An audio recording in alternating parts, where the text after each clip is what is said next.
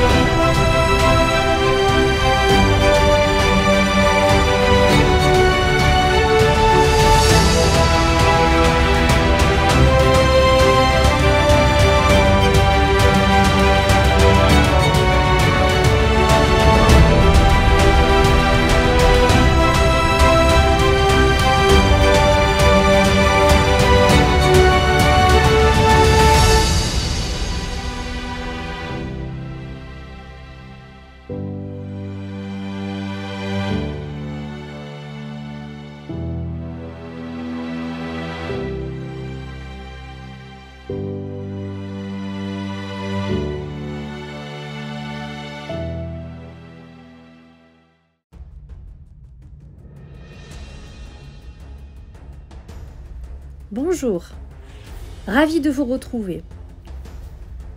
Dans le précédent épisode, je vous avais décrit ma rentrée progressive dans le monde de la spiritualité. C'est ainsi que pendant 1 an et demi, je fus en contact avec des guides dits classiques en chamanisme, animaux, chamans, moines bouddhistes, divinités. Chacun m'enseignait et m'amenait énormément. Je passais beaucoup de temps dans une forêt brésilienne, sur une pyramide maya, dans les steppes mongoles, dans des palais tibétains. Bien sûr, toujours en EMC. L'avantage est que le billet de voyage est gratuit. Mais j'avais toujours une certaine appréhension à aller dans ce monde de l'invisible. Je jalonnais cette expérience en partant avec des questions bien précises en tête et en allant là où je le souhaitais. Bref, même si j'étais aventureuse, je mettais quand même certaines balises pour avoir l'impression de maîtriser les événements à vivre. Jusqu'au jour où j'ai décidé de complètement lâcher les rênes à mes guides. Et c'est là que la véritable aventure commença.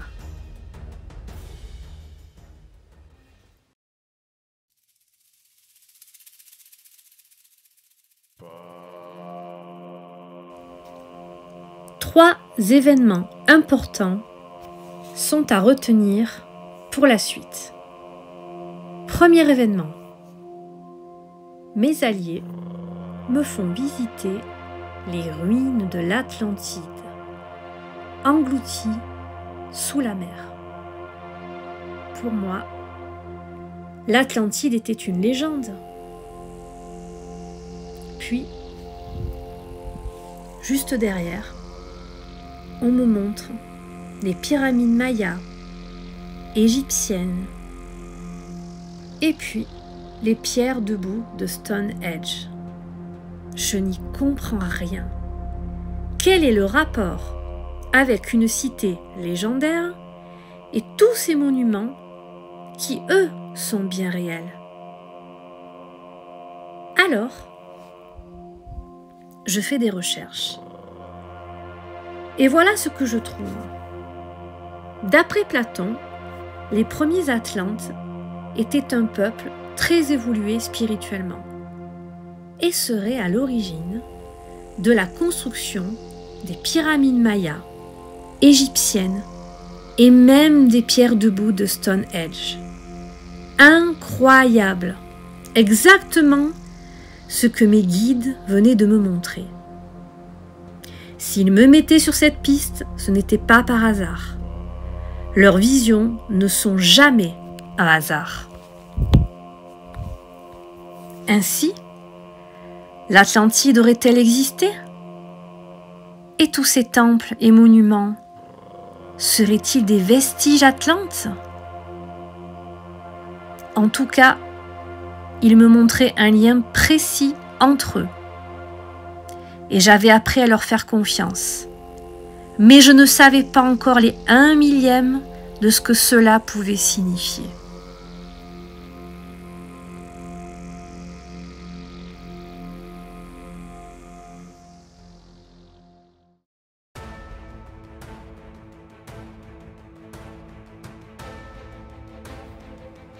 Deuxième événement. L'esprit du gorille m'amène, comme à son habitude, dans la jungle. Se trouve un Indien d'Amazonie. Il n'arrête pas de me montrer les étoiles dans le ciel et fait des va-et-vient avec sa main. Puis, il me dit qu'il est temps d'aller dans une étoile. Aller dans une étoile? Et si je n'arrivais pas à revenir? J'ai bien envie de rester sur Terre. Je commence à peine à m'habituer à ce monde de l'invisible. Il faut toujours qu'il me demande d'aller plus loin. Mais ils insistent. Et puis, au bout d'un certain temps, je décide de lâcher mon petit confort et d'y aller, à condition qu'ils me suivent tous. J'embarque ainsi la panthère noire, le gorille, le chaman brésilien. Ainsi, nous montons par un chemin de lumière jusqu'à une étoile. Arrivé dans celle-ci, tout est blanc. Et là, je vois des êtres de lumière qui me remettent une couronne sur la tête et qui me disent « Il est temps de reprendre ton pouvoir d'étoile. » Sur le moment, je ne comprends pas ce que cela veut dire. Mais à partir de ce moment-là, mes guides vont m'enseigner comment capter le pouvoir de cette étoile afin d'aider des personnes. Et là, je franchis un nouveau cap. Une amie, dans une passe difficile, se propose d'essayer mon soin étoile.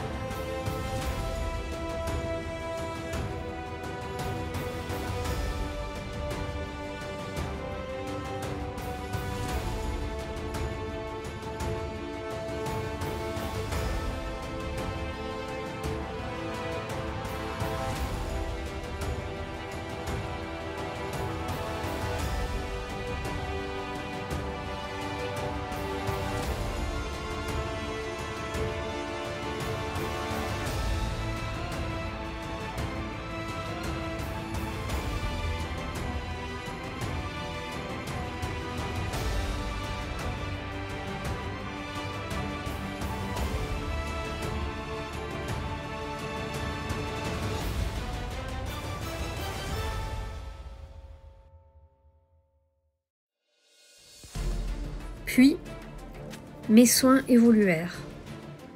En canalisant cette étoile, j'accédais maintenant à un monde très intelligent, où le passé, le présent et le futur des personnes m'étaient présentés, mais aussi des animaux, des divinités et des plantes, des pierres qui venaient soigner, aider.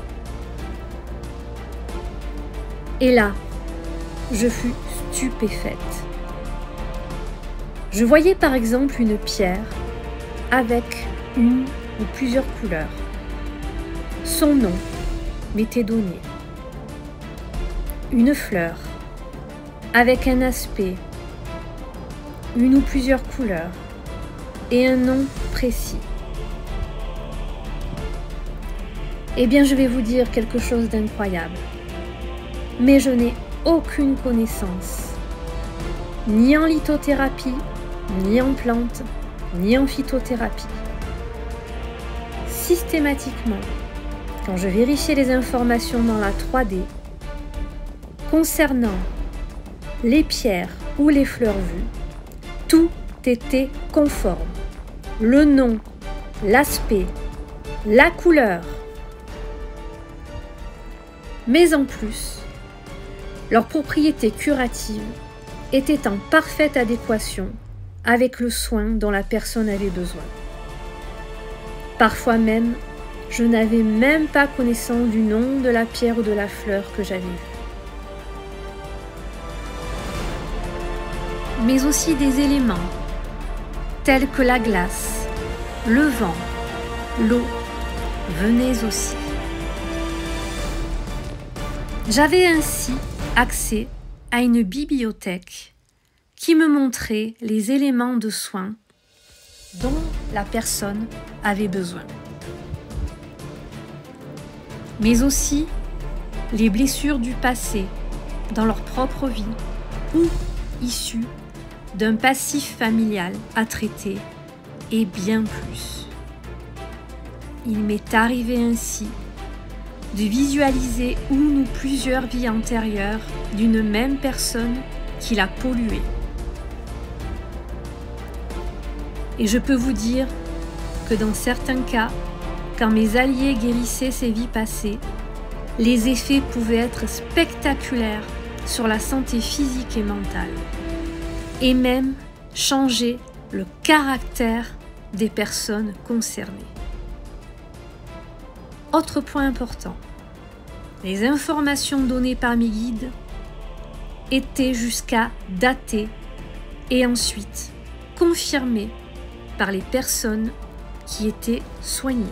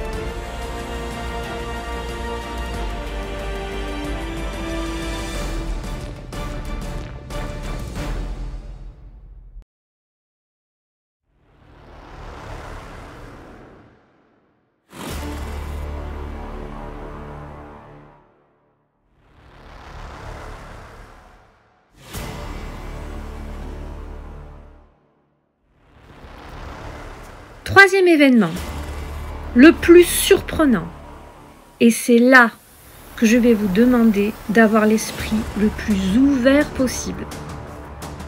Car moi-même, fus choquée et dans le déni pendant très longtemps. Attention, c'est parti.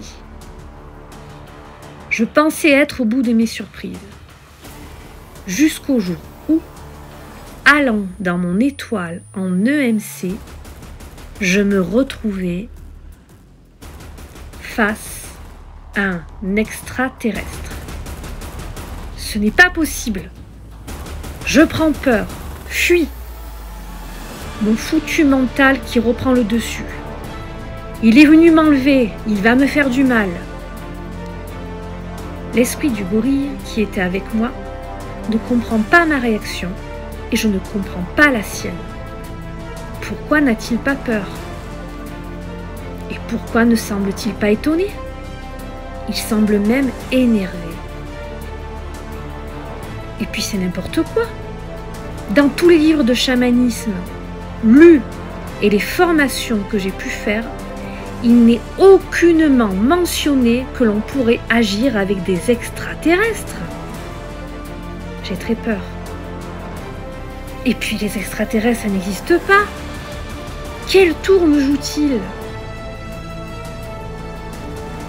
La prochaine EMC, je rassemble mon courage et leur dis: je vous préviens, je ne veux plus voir d'extraterrestres. J'ai déjà assez ouvert ma conscience, là vous m'en demandez trop. Ils ont dû bien rigoler là-haut. Vous comprendrez plus tard. Ils me laissent tranquille quelque temps, mais un jour, de nouveau, dans mon étoile, le même être se présente à moi. Cette fois-ci, je décide d'affronter cette peur. Son corps est très maigre.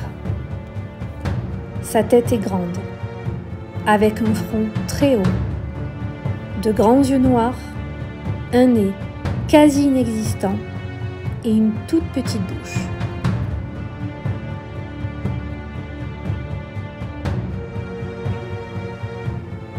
Sa peau est blanche. Bref, c'est le vrai extraterrestre. Il me dit alors une phrase qui me marquera à vie. N'aie pas peur de moi. Nous avons la même énergie à l'intérieur, mais un corps différent.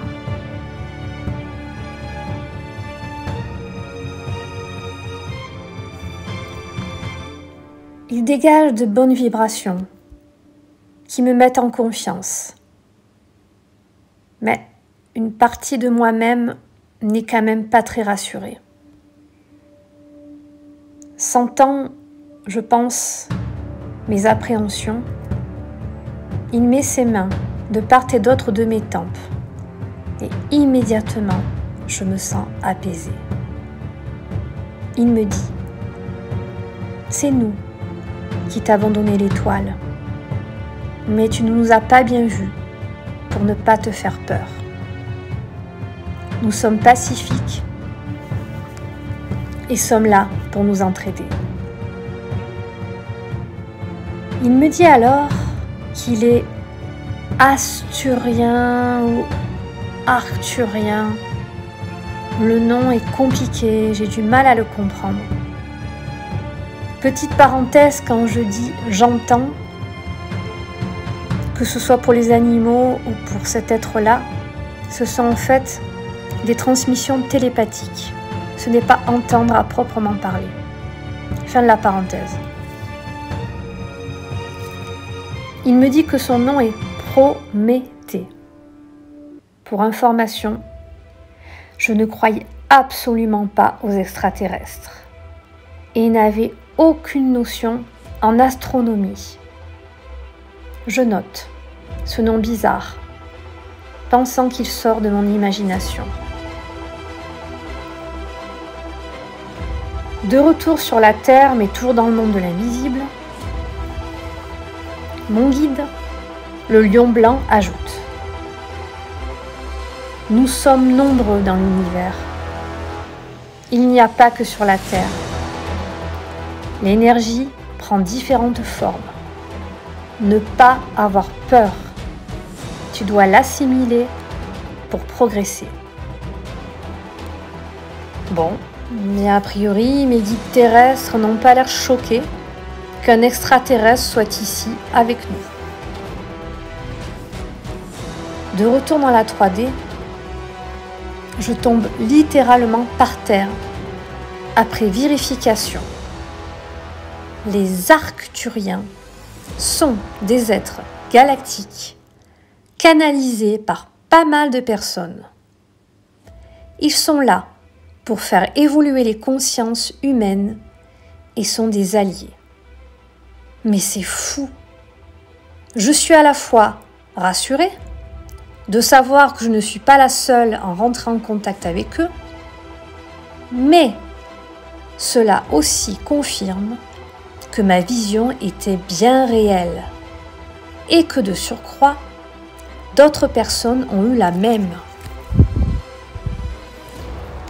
Nous avons exactement la même information, à savoir que ce sont des Arcturiens. Nous avons la même description physique, mis à part certains qui les ont vus avec la peau bleue. J'apprends que ces êtres-là viennent de l'étoile Arcturus, d'où leur nom bizarre, une étoile qui existe bien.